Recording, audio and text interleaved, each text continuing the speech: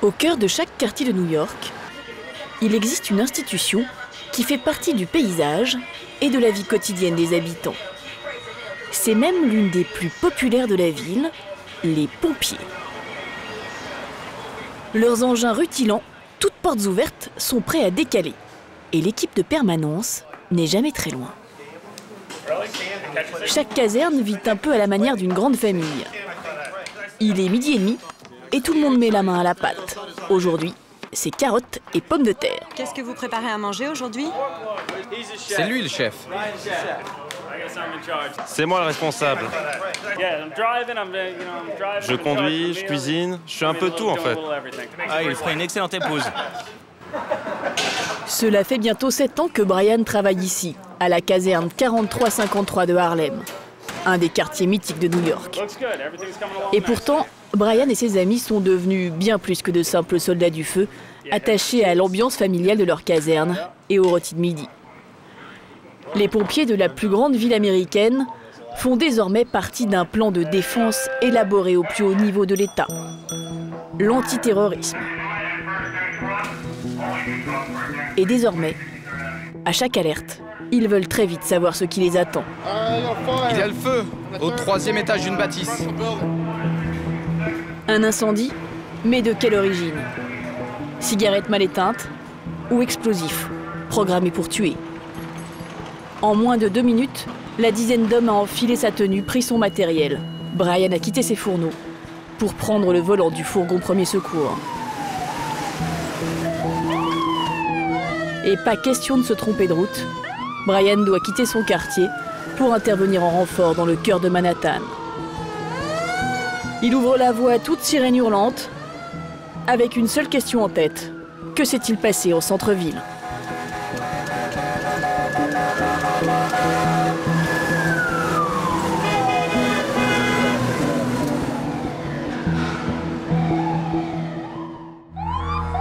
Car bien sûr, Brian a été traumatisé par ce 11 septembre 2001. Et l'effondrement, comme un château de cartes, des 2 plus grands gratte-ciel de la ville qui ont fait 2749 morts, dont 343 pompiers. Voilà ce qui arrive quand un attentat de grande ampleur frappe New York. Une panique indescriptible que les services de secours, comme les forces de l'ordre, se sont jurés de ne plus jamais vivre.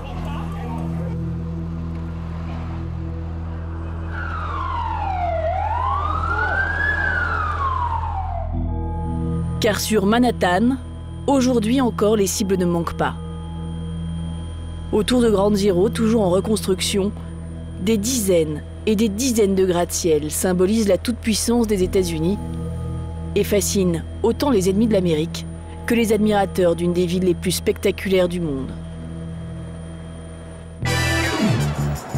Par quels moyens impressionnants New York a-t-elle réussi à redevenir une destination star? Après l'attentat, les touristes l'avaient déserté. L'an dernier, ils étaient 8 millions à l'avoir visité, 2 fois plus qu'en 2001. Une success story qui a fait des gagnants et des perdants. Pour avoir payé un lourd tribut le 11 septembre, les pompiers de la ville ont vu leur prestige s'envoler et surtout leurs moyens exploser. Les nouvelles recrues affluent, comme le jeune Manning. Mais l'entraînement, c'est sacrément corsé. Ne te sers pas de ta main droite. Utilise seulement ta main gauche. Ça demande un maximum d'énergie. La lance est très lourde. Il faut être en super forme physique. À côté de Ground Zero, dans le quartier de la Bourse de New York, un Français, Régis, a su lui aussi profiter de la crise, grâce à une étonnante combine dans l'immobilier. On va à 45 John Street, qui est donc une nouvelle construction. Donc voilà la chambre. Il a fait fortune en moins de 8 ans. La salle de bain, la finition impeccable, c'est vraiment le top, quoi. Seulement une crise, aussi inattendue, mais d'une toute autre nature, va le contraindre à repartir de zéro.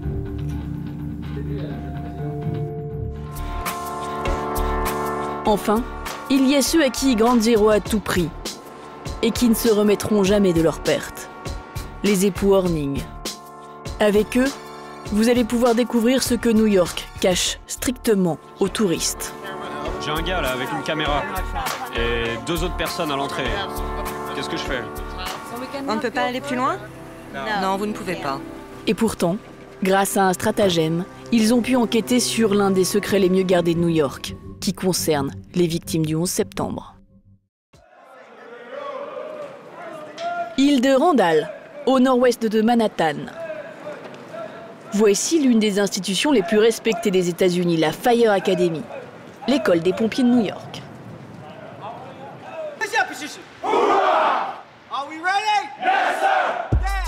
Ils sont 800 chaque année à venir tenter leur chance et rêver de devenir des firefighters, des soldats du feu. Mais avant cela, il faut d'abord être capable de supporter des entraînements dignes de commandos militaires. Et pourtant, les prétendants ne manquent pas. Car depuis le 11 septembre, les pompiers de New York sont considérés comme de vrais héros aux États-Unis. Si vous voulez vraiment ce job, il faut accepter de se mettre au pas. Vous pensez que ça va être dur? Bien sûr. Mais il y a une raison à tout cela.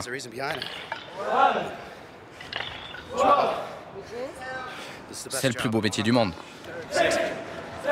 John Manning a 24 ans. Il est new-yorkais. Cela fait 2 semaines qu'il a intégré la Fire Academy et il n'est qu'au début de sa formation. Et la première chose que l'on apprend, c'est à réaliser des nœuds de sauvetage avec une corde. Une technique qui permet d'évacuer les victimes.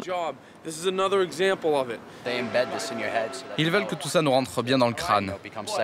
On doit être capable de le faire aussi naturellement que nos lacets de chaussures.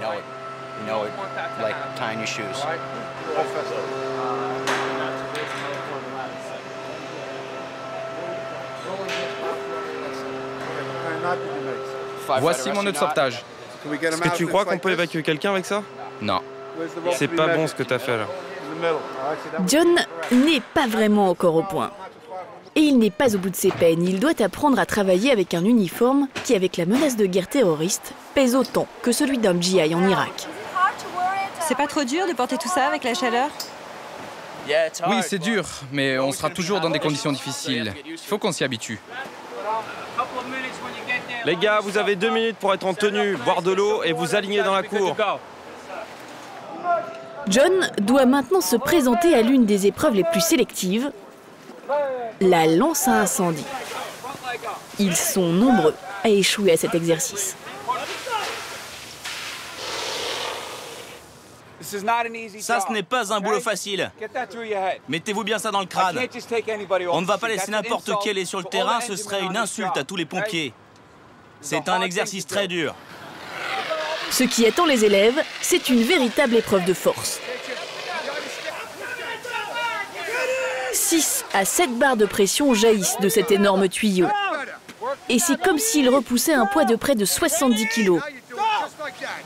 Et il faut être capable de le maîtriser à bout de bras. Être capable de maîtriser, mais surtout de diriger. Et dans ce domaine, ces élèves sont encore loin du compte.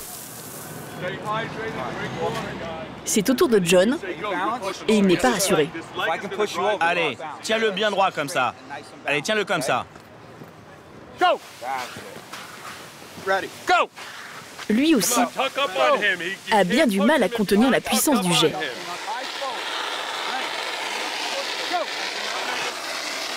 Ne te sers pas de ta main droite. Utilise seulement ta main gauche. Pour John, partir en intervention, ce n'est pas pour demain, mais il reste motivé. Ça va me demander beaucoup de travail et de discipline, mais je crois que je vais y arriver. Il faut que je me donne totalement pendant les 6 prochains mois.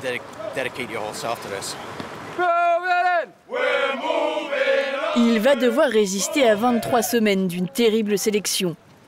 Et celui qui décidera de l'intégrer ou pas au corps prestigieux des pompiers de New York, c'est le grand patron de l'école, Stephen Geraghty. Et il n'est pas du genre commode.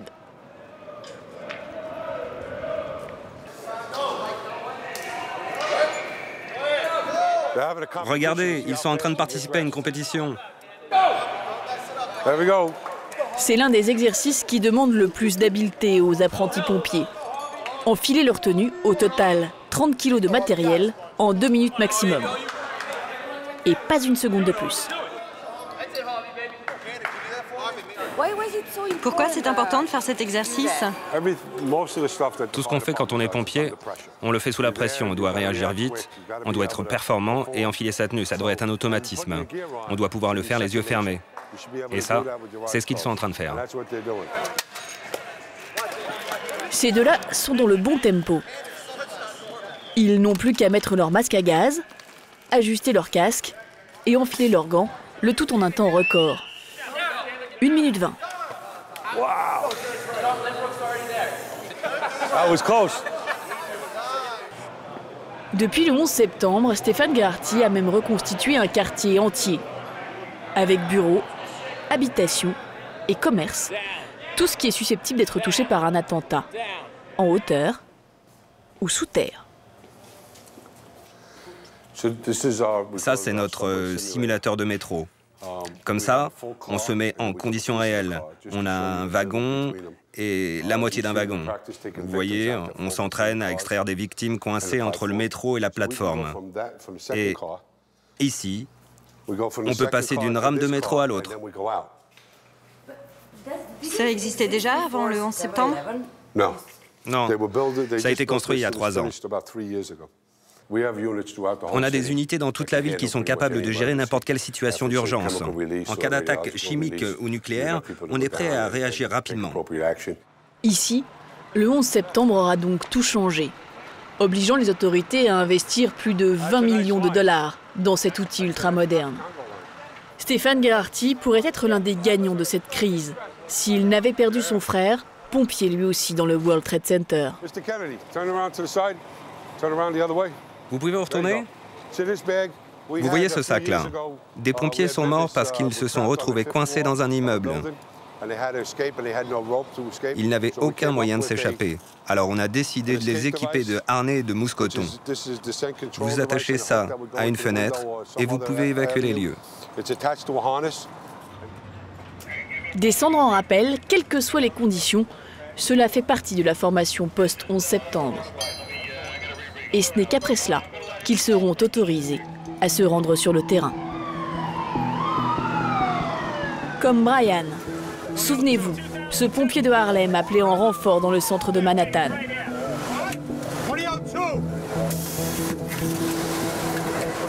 Le feu a pris au dernier étage de cette vieille bâtisse. Un pompier blessé est évacué en urgence. L'intervention est délicate, car la structure de cette maison est en bois et les flammes risquent de se propager aux immeubles mitoyens. Un cas de figure fréquent à New York. Ce n'était donc pas un attentat, mais le dispositif mis en place par les pompiers est impressionnant. Une dizaine de véhicules, plus de 80 hommes au total ont été mobilisés. Résultat, en moins d'1 heure, le feu est circonscrit.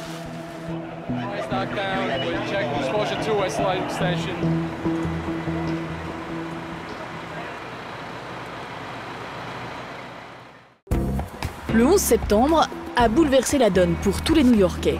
Et il y en a qui ont su tirer leur épingle du jeu. L'année dernière, nous faisions la connaissance dans le secteur de Ground Zero d'un agent immobilier français, Régis, qui pariait sur le renouveau du quartier. Il le faisait visiter à tous ses clients. Il n'a pas beaucoup de temps, donc j'ai mis des rendez-vous très près l'un de l'autre. Alors il faut qu'on se dépêche pour y aller, il faut qu'on se dépêche vite, parce qu'on est déjà en retard. Alors comment convaincre un jeune Golden Boy de venir habiter un quartier qui reste hanté par la tragédie? L'adresse n'est pas des plus gaies.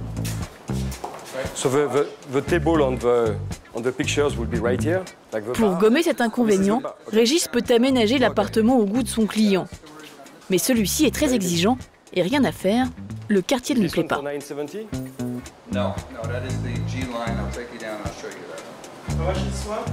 Bon, là, qu'est-ce que vous en pensez de cet appartement? Ce que j'en pense? Vous entendez là? Rien? Sorry. Là, vous entendez quelque chose? Ben, c'est normal qu'à ce moment de la journée, ça soit bruyant. Il y a des constructions, etc. Donc ça fait un peu de bruit. Et sinon, c'est beaucoup plus calme le soir. Le soir, c'est un quartier très très calme. L'affaire est mal engagée. Mais Régis lui réserve une petite surprise. Ils se rendent sur le toit de l'immeuble. La vue est à couper le souffle. Impressionnant, hein? Ouais. Et là, c'est là où ils vont faire la promenade. Donc ça va prendre énormément de valeur. La terrasse en plein Manhattan, c'est un argument de vente qui peut peser lourd. Tous les jours, tu peux aller prendre un verre de vin ici sur le toit, c'est super. En plus, il y aura une cheminée qui sera là. Une cheminée à l'extérieur et une cheminée à l'intérieur. Les chaises longues seront ici, le jacuzzi là. Mais malgré le panorama, le client français n'est toujours pas convaincu. Régis va tenter sa chance avec un autre appartement. Il a rendez-vous avec un autre promoteur, toujours dans le même quartier.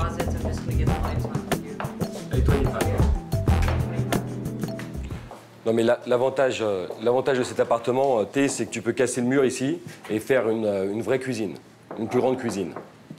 Donc c'est ça qui est bien. Voilà, un bar américain. Toujours pas emballé notre client.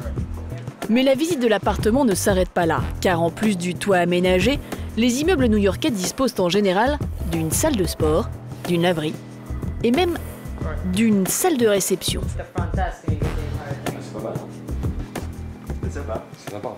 Régis galère, mais s'il a tout misé sur la renaissance de ce quartier, c'est parce qu'il espère que les prix cassés convaincront ses clients les plus réticents. Ceci dit, cet appartement, il est quand même un rapport qualité-prix excellent, hein, 825 000 $. Oui, parce que c'était avant des bureaux. Donc ils ont transformé ça en appartement. 825 000 $, soit 560 000 € pour 60 mètres carrés. En plein cœur de New York, c'est moins cher qu'un appartement dans les beaux quartiers de Paris. Mais surtout, Régis dispose dans sa manche d'un atout en or. Il n'y a pas de taxe. Zéro taxe. Il n'y a pas d'impôt foncier à payer jusqu'en 2015. C'est le... Je ne vais pas payer de taxes. Zéro. Oui. C'est la bonne surprise. Exonération de taxes foncières pendant 10 ans. Une économie de 500 € par mois. Et ça, c'est un cadeau de la ville de New York. Après le 11 septembre, tout le monde a quitté le quartier et la ville a décidé d'offrir des abattements fiscaux aux promoteurs qui construisaient ici. Et c'est la même chose pour ceux qui achètent. Vous bénéficiez de cet abattement pendant 10 ans. Et voilà comment, l'an dernier, New York réussissait à repeupler le quartier maudit de Ground Zero. Et pour achever de rassurer les nouveaux habitants ainsi que les touristes, Régis pouvait vanter un dispositif de sécurité digne d'un film de James Bond. À chaque coin de rue, 37 000 policiers, parfois armés comme pour combattre en Irak, chassent un ennemi invisible, une traque, qui vire à la psychose. Les terroristes peuvent être partout, et quand ils nous voient, ils se disent que ce n'est pas le moment d'agir. C'est ça qu'on fait. On veut terroriser les terroristes. Mais comment lutter contre cette menace qui peut venir de n'importe où? Comme pour se rassurer, la police de New York a choisi la démonstration de force. Chaque jour, des dizaines de véhicules investissent un quartier au hasard. Cet après-midi, c'est Times Square, les Champs-Élysées de New York. Une fois en position, un barrage est installé. Contrôle d'identité, mais pas seulement. Tous les véhicules doivent passer devant ce camion du 3e type. Il est équipé d'une technologie dernier cri, car ce que craint le plus New York aujourd'hui, c'est une attaque nucléaire.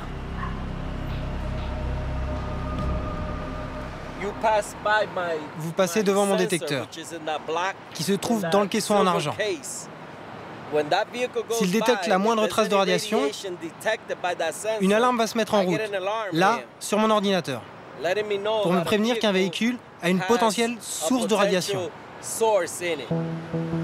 Détecteur anti-radiation, policiers en nombre, New York est en état d'alerte permanent.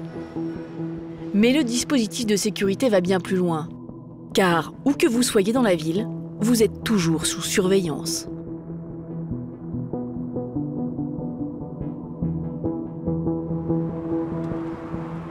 Il faut quitter la presqu'île de Manhattan, prendre la direction de Brooklyn, faire 45 minutes de taxi pour arriver ici, dans cette base ultra secrète de la police, qui semble désaffectée. C'est pourtant de ce tarmac usé que décolle chaque jour cet hélicoptère. Un petit bijou de technologie de 10 millions de dollars. Avec cet appareil, la police de New York a un œil partout. Aux commandes, Denis Derienzo, un ancien marine de 37 ans. C'est parti pour une mission qui va durer 4 heures. L'hélicoptère prend la direction de la presqu'île de Manhattan. Il s'agit de surveiller les lieux touristiques les plus exposés de la ville. Pour ça, l'hélicoptère est doté d'une caméra. Placée sous l'appareil, elle est pilotée par ce technicien.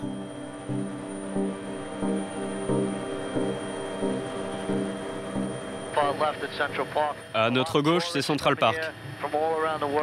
Des touristes du monde entier viennent ici. On vérifie le toit des immeubles, les voies d'accès qui sont dans Manhattan, et aussi les ponts et les tunnels. On repère toutes les activités suspectes, tout ce qui est en dehors de la normale. On vire sur la gauche, vers la Statue de la Liberté. La Statue de la Liberté, le symbole de l'Amérique. Un site à haut risque pour les policiers. Pour anticiper une attaque kamikaze, ils ont une caméra ultra puissante.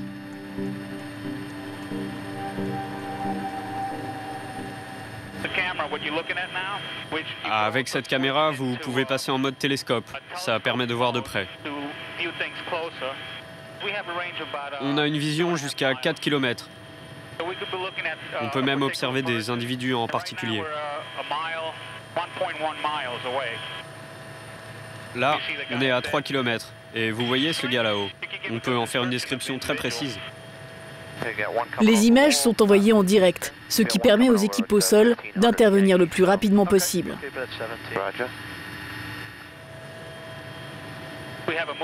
On a une carte satellite avec un GPS.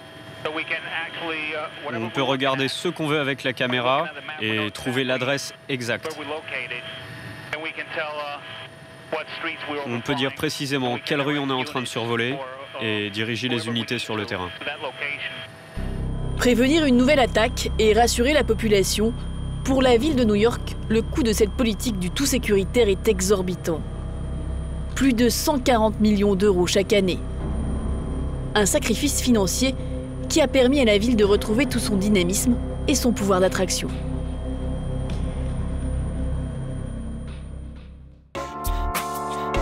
Elle est même allée beaucoup plus loin. Pour transformer ces quartiers autrefois désertés et maintenant courus, la ville a été jusqu'à donner de l'argent à tous ceux qui acceptaient d'emménager ici. À 2 pas de la bourse de New York, Stone Street. À première vue, ce n'est pas le plus bel endroit de la ville. Et il serait surtout très exposé en cas d'attentat contre Wall Street. Pourtant, Brett Feoré est devenu un habitué du quartier. Il passe tous les jours par ce pub pour trinquer avec le patron. Il n'y a pas meilleur défenseur de la rue que moi.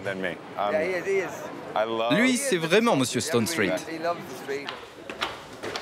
Brett s'est installé dans le quartier 3 mois seulement après le 11 septembre. Il a aménagé dans cet immeuble et il ne manque pas d'espace. Son appartement fait 160 mètres carrés. Bienvenue. Ma chambre ne donne pas sur la rue. Elle est de l'autre côté de l'appartement. Brett est sommelier et il n'aurait jamais pu payer le loyer d'un tel appartement, sauf que là encore, la ville de New York lui a fait un joli cadeau. J'ai emménagé ici parce que le gouvernement me versait de l'argent. Il payait une partie de mon loyer, 350 € par mois. Pour moi, c'était vraiment rentable. Du coup, pendant 5 ans, Brett a payé 1 800 € de loyer, un prix dérisoire pour une telle surface. Aujourd'hui, il ne bénéficie plus de cette aide, mais le loyer reste toujours bon marché pour une ville comme New York. Là, j'ai un barbecue que je peux mettre sur le toit. Surtout, Brett ne veut pas quitter Stone Street, car en 7 ans, son quartier s'est considérablement transformé. Quand j'ai emménagé ici, c'était pas du tout un endroit où vous aviez envie de dîner. Il y avait de la drogue, des squatteurs, le magasin était fermé. Personne ne venait ici. En fait, c'était même un coin très mal fréquenté. C'est grâce à tous ces avantages que l'an dernier, Régis avait réussi à battre ses records de vente d'appartements dans les quartiers sinistrés. Il croule alors sous les demandes de visite. Pour déjeuner, pas le temps de s'asseoir à une table de restaurant. Comme souvent, c'est Barquette au bureau avec son associé, lui aussi français. Tous les jours, c'est comme ça. On mange, on prend les coups de téléphone, les clients arrivent, c'est la course à la réussite. Ils sont indépendants et ne sont payés qu'à la commission. C'est le lot commun d'un commercial aux États-Unis. Et pourtant, le système leur convient bien. C'est des commissions qui sont assez importantes, qui sont quand même énormes. Donc à chaque fois qu'on loue un appartement ou qu'on vend un appartement, c'est beaucoup d'argent. Un agent immobilier gagne en général $50 000 par an. Un bon agent immobilier, ça va être de l'ordre de $150 000 par an. Mais il y a des agents immobiliers qui gagnent bien sûr beaucoup plus d'argent que ça. Bon, toi, t'es dans quelle fourchette? Je crois que je suis un bon agent immobilier. Régis, lui, il gagne 8 000 € par mois. Mais il ne compte pas ses heures et travaille 7 jours sur 7. Surtout, il veut profiter à fond d'une conjoncture favorable. J'ai un avantage important aujourd'hui, c'est que je suis français et que beaucoup d'Européens souhaitent investir à New York à cause de l'euro fort. On va à 45 John Street, qui est donc une nouvelle construction. Et normalement, c'est par là. Eurofort, incitation fiscale, des atouts voilà la chambre, qui vont finir par convaincre son client le plus exigeant. Qui est assez grande, la salle de bain, la finition impeccable. Le Golden Boy français. La salle de bain est fantastique. Fantastique. C'est vraiment le top, quoi. Ce joli 2 pièces de 72 mètres carrés, avec vue sur le quartier des affaires de Wall Street, coûte 600 000 €. Une très belle finition. Hein. Et il bénéficie des mêmes avantages fiscaux que les autres appartements. Je ne sais pas s'il va acheter, en tout cas, il est intéressé. Régis le calcul tout de suite. Anticipe déjà sa commission. Si il achète cet appartement, je touche une commission de 3%. C'est combien? 16 000 $, 17 000 $ de commission. Régis peut espérer 11 000 € de commission si la vente est conclue. C'est celui-là, c'est le coup de cœur. Celui-là, le coup de cœur. À mon avis, il faut réfléchir et réfléchir vite. Ça marche. Allez, salut.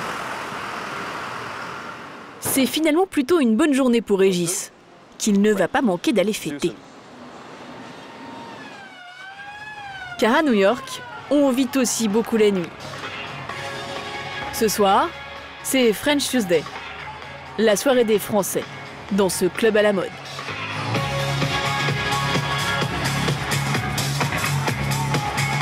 Régis et son associé avaient pris l'habitude l'an dernier de fréquenter ces fêtes chic et décontractées.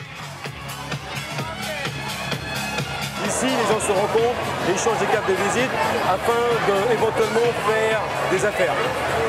Moi, en ce qui me concerne, je reste quand même français et il y a un moment où il faut savoir fermer la boutique.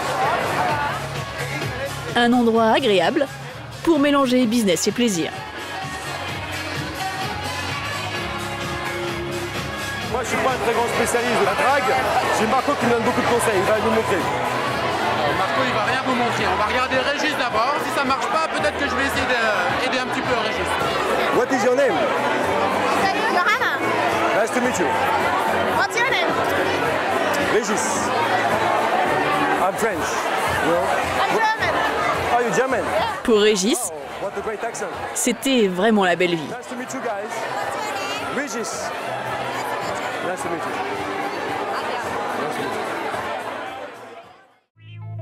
Mais voilà, en octobre dernier, la bourse s'effondre pour déboucher sur le krach financier le plus dévastateur depuis les années 30.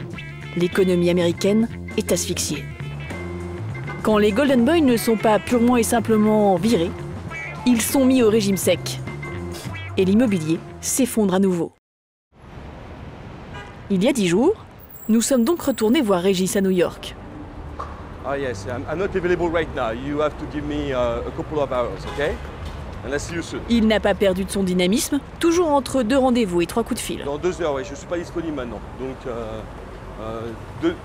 voilà, donnez-moi 2 heures et je vous vois tout à l'heure. Ça marche? À tout à l'heure. Les clients? Eh oui, c'est les clients français. Et le plus surprenant, c'est que énormément de Français aiment parler en anglais plus qu'en français. Donc, c'est le monde à l'envers. Il y en a beaucoup qui arrivent? Énormément. C'est bien simple. À New York, j'ai l'impression d'être en France. Il y a tellement de Français. Mais son business n'est plus du tout aussi lucratif. Fini les ventes subventionnées par la ville, envolées les commissions mirobolantes. Au mois d'octobre 2008, boum, c'est tombé. Donc ça a été très très difficile. J'ai perdu beaucoup d'argent et j'ai fermé ma société il y a presque 3 mois maintenant. C'est dur, c'est un peu le rêve américain qui en prend un coup là quand il se passe ça. Ça a été très difficile. Pas seulement le rêve américain qui en prend un coup, surtout mes économies. Aujourd'hui, ses clients ne sont plus de riches Golden Boys, mais des vacanciers low cost. À peu près la même chose. Ils louent des appartements meublés à de jeunes touristes à la recherche de plans logements pas chers. Aujourd'hui, ce sont 7 Français qui viennent de débarquer de Nanterre. On vient de te voir ce matin, là. Ils viennent de rentrer ce matin. Ah d'accord. J'étais un petit peu nerveux, j'étais un petit peu inquiet. C'est qui vous inquiétait? 7 personnes, c'est pas facile à gérer, donc il fallait trouver un appartement bien placé, bien meublé, et je pense que jusqu'ici tout va bien. Oui, là, il n'y a pas de problème. Hein. Là, sur ça, pas de surprise. Pas de surprise. Vous nous faites faire un tour, vous savez, vous montrer un peu comment vous êtes installé? Oui, bah on va vous montrer les chambres. Bah, déjà, il y a un petit salon. Déjà, on est dans le salon, là. C'est un très bon appartement. On a un grand salon, une belle décoration avec les bambous. Des canapés en cuir, tout le confort à l'américaine. Régis ne peut pas s'empêcher de faire l'article. Un king size bed, on appelle ça en Amérique, l'air conditionné, grande cuisine avec... en fait, la grande cuisine tient plutôt de la kitchenette et la vue est imprenable sur les murs de briques de la cour. Mais les jeunes Français n'y trouvent rien à redire, car ce qu'ils économisent en hôtel, il y a 1000 façons de le dépenser. On est venu là pour les soldes et pour faire des achats. Quoi. Qu'est-ce que vous avez acheté? Ouais, non, on a acheté beaucoup de choses, mais on n'a pas encore fini quoi. C'est pas encore fini, c'est que le début. Eh ben, messieurs, bonne fin de journée. Merci à tous. Sa commission sur cette location sera de 500 €. Quoi que ce soit, vous me téléphonez. Une goutte d'eau, comparée aux 100 000 $ qu'il vient de perdre à cause de la crise.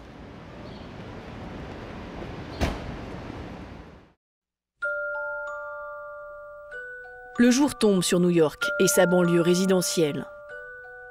Si certains ont pu profiter des crises qui ont secoué la ville, d'autres ont tout perdu. Comme les Horning. Leur fils fait partie des disparus du World Trade Center. Depuis 8 ans, ils mènent une enquête hors norme pour tenter de retrouver quelque chose de lui. Et à 30 km de là, ils ont découvert un endroit que la ville cache soigneusement aux touristes. À chaque fois que je vais là-bas, c'est terrible pour moi. Je ne sais jamais ce que je vais trouver. Par contre, je sais ce que j'ai trouvé dans le passé. Et c'était plus que déplaisant. Après une demi-heure de route, ils arrivent dans ce qui ressemble à un vaste terrain vague. Pour entrer dans cette zone, il faut passer un barrage. J'ai un gars là avec une caméra et 2 autres personnes à l'entrée. Qu'est-ce que je fais? Vous êtes ensemble? Non, on n'est que tous les deux. La caméra ne vient pas avec nous. On ne peut pas aller plus loin? Non, vous ne pouvez pas. Mais qu'y a-t-il ici de si important pour que l'accès en soit interdit aux journalistes? Une escorte vient chercher le couple Horning. Nous ne sommes plus autorisés à les suivre. Kurt accepte toutefois de porter une caméra cachée. Et voilà ce que l'Amérique ne veut pas montrer. Okay. Well, here we are. Ça y est, on y est. This is the On est au sommet de la colline. Sous les pieds des Hornings, la plus grande décharge de New York, d'où s'échappe une odeur pestilentielle. C'est là qu'ont été enterrés les restes du World Trade Center. La zone sur la droite, c'est là que les restes ont été entassés, au-dessus des ordures. Mais pour les autorités, il n'y a plus rien qui permettrait d'identifier les victimes. Ni objets, ni restes humains. Et pourtant, il suffit de se baisser pour prouver le contraire. Il y a une veste de pompier ici. Ici, un gros morceau de fer. Vous voyez là où est Diane? Dans ce fossé. On se rend compte à quel point c'est profond. Et là, il y a une semelle de chaussure. Regarde. Diane vient de trouver une clé. Et des clés comme ça, on en a trouvé des dizaines avec les initiales du World Trade Center gravées dessus. Toutes ces preuves, Diane les met dans son sac à dos. De véritables pièces à conviction dans le combat qu'ils sont en train de mener.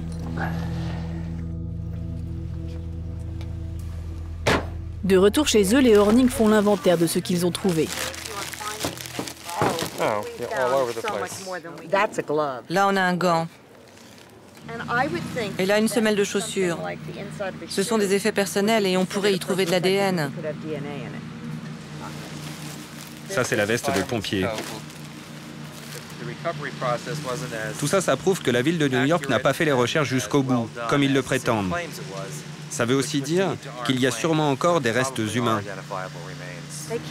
Ils ne peuvent pas me dire qu'ils ont tout passé au peigne fin. Ils ne peuvent pas me dire ça.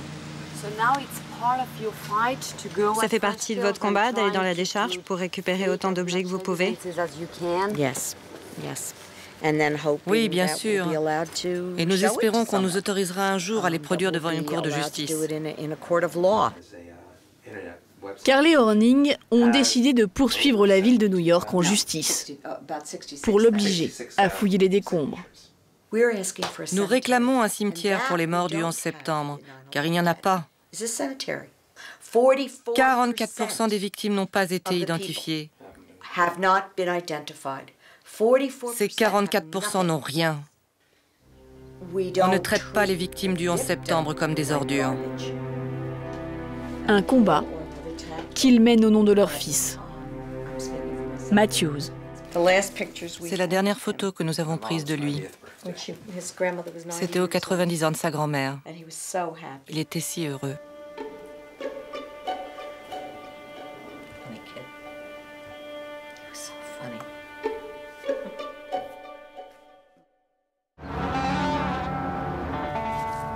Mais dans notre enquête sur le New York des crises, nous n'étions pas au bout de nos surprises. Au cœur des quartiers, traversés par les bus touristiques, habite toute une population laissée pour compte. Des Américains, que les catastrophes politiques ou économiques laissent à la marge. Ils vivent sous terre, dans des tunnels. Sur les bords de cette voie ferrée, les premiers sont arrivés au moment de la guerre du Vietnam. Ils ont mis au point d'étonnantes techniques pour survivre. John habite ici depuis 14 ans. Le souterrain est devenu sa maison. C'est un peu comme un immeuble. Moi, je vis ici. Ça, c'est ma section. Mon copain Chuck, lui, il habite juste là, à côté. Donc en face, c'est chez votre ami, là? Ouais, là, c'est chez Chuck. Mais il n'est pas là.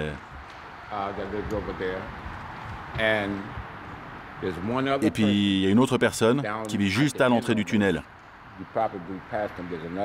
En tout, on est 3 sur cette partie. L'échelle, là, c'est celle de Chuck. Vous n'utilisez pas d'échelle, mais comment vous faites? Non. Non, moi, j'en utilise pas. Moi, je préfère m'en passer. C'est plus dur pour les gens de venir me déranger ou pire. Vous voyez ce que je veux dire? Sans échelle, ils ont du mal à grimper. Alors que moi, j'ai pris le coup. Tous les jours, je monte et je descends. Vous voyez, j'ai mis un seau exprès.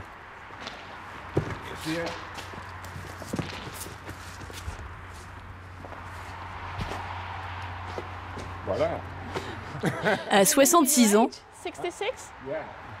malgré des problèmes de hanche, John a la technique. C'est un bon exercice, je le fais tous les jours. Il est 11 heures et John se prépare à sortir. Mais il ne nous laisse pas monter dans ses appartements. Il a une radio et beaucoup de livres pour s'occuper les jours où la pluie l'empêche de sortir. Mais aujourd'hui, le soleil brille et John se prépare à aller gagner sa vie.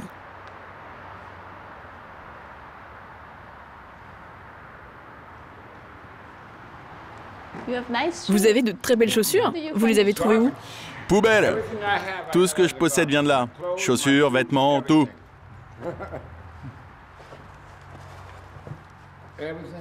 Tout ce que j'ai.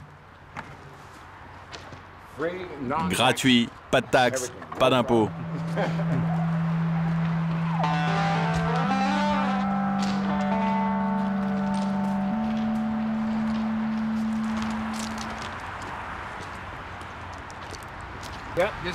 Là, c'est mon passage pour sortir. Le mur est un peu haut, mais ça va, j'y arrive encore. Vivre à l'écart, dans le tunnel, ne l'empêche pas de suivre assidûment les nouvelles du monde. Dites, Serena Williams a gagné son match hier à Wimbledon? Je ne sais pas, parce que je n'ai pas eu les journaux. C'était la finale hier, non? Vous suivez le championnat? Bien sûr. Je regarde le circuit de tennis depuis des années. Bien sûr que je m'y intéresse. C'est quand même un événement international. Juste à côté de sa cachette, il y a d'ailleurs l'un des clubs de tennis les plus chics de la ville.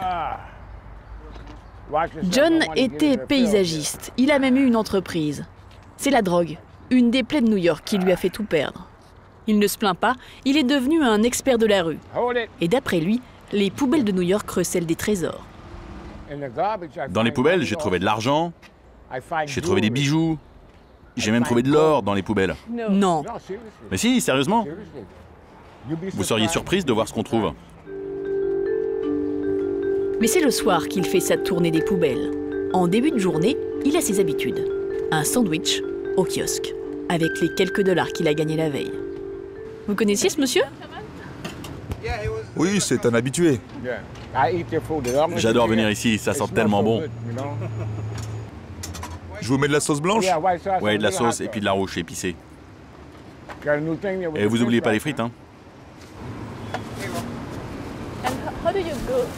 Et quand vous n'avez pas d'argent, comment vous faites? J'attends que quelqu'un passe, et puis je lui demande s'il veut bien m'acheter à manger. Et souvent ils le font. Ils m'achètent à manger, oui, beaucoup de gens le font.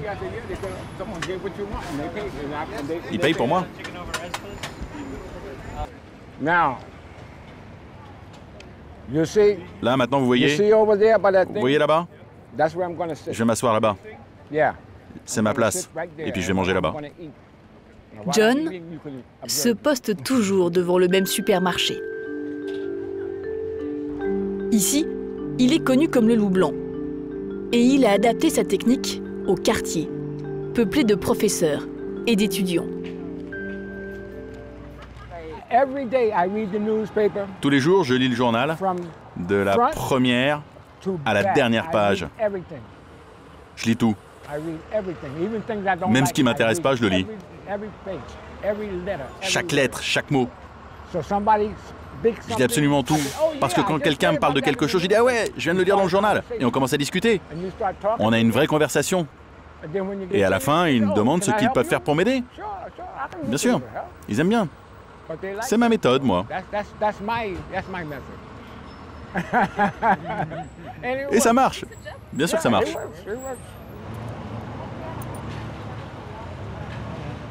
La tactique de John est plutôt efficace. Au bout de 4 heures, il fait les comptes. $2. $10 en tout. Pas mal. Seulement la crise est passée par là et des concurrents sont arrivés dans la rue. Dis donc mec, tu penseras à me rendre mes $2, hein?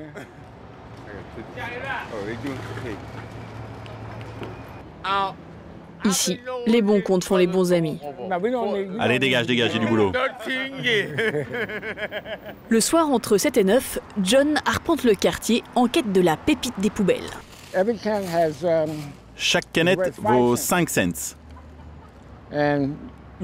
C'est difficile à voir, c'est difficile, mais il y a une petite marque à l'intérieur de la ville de New York. Et on me la rachète 5 cents pour le recyclage. Donc les canettes valent de l'argent.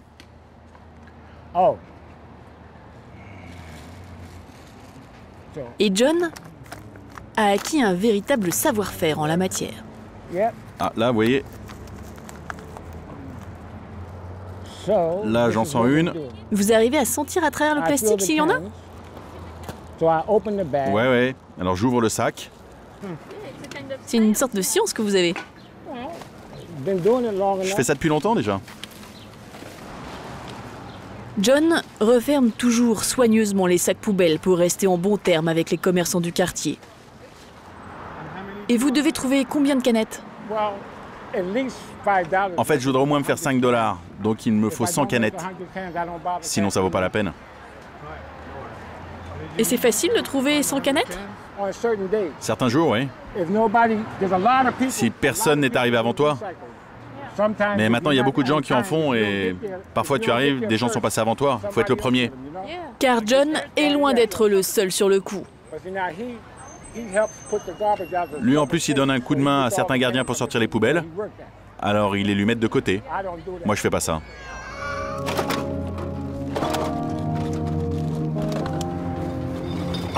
En 1 heure de collecte, la récolte de John est conséquente. Il retrouve ses concurrents. Et c'est un peu le Wall Street de la canette qui va se jouer sur le trottoir.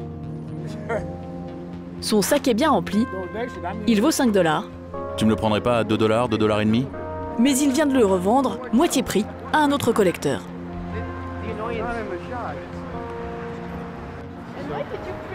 Mais pourquoi vous l'avez revendu à moitié prix? Parce que j'aurais dû attendre trop longtemps. Le type qui nous rachète notre collecte est parti dîner. J'avais 2 collectes devant moi, il y en avait pour 2 heures. Et en 2 heures, je gagne plus en mendiant devant le supermarché. Alors je l'ai donné pour $2 à un copain. Et puis moi, je retourne au supermarché. Le temps, c'est de l'argent. Bah, bien sûr. Son job de collecteur est maintenant terminé.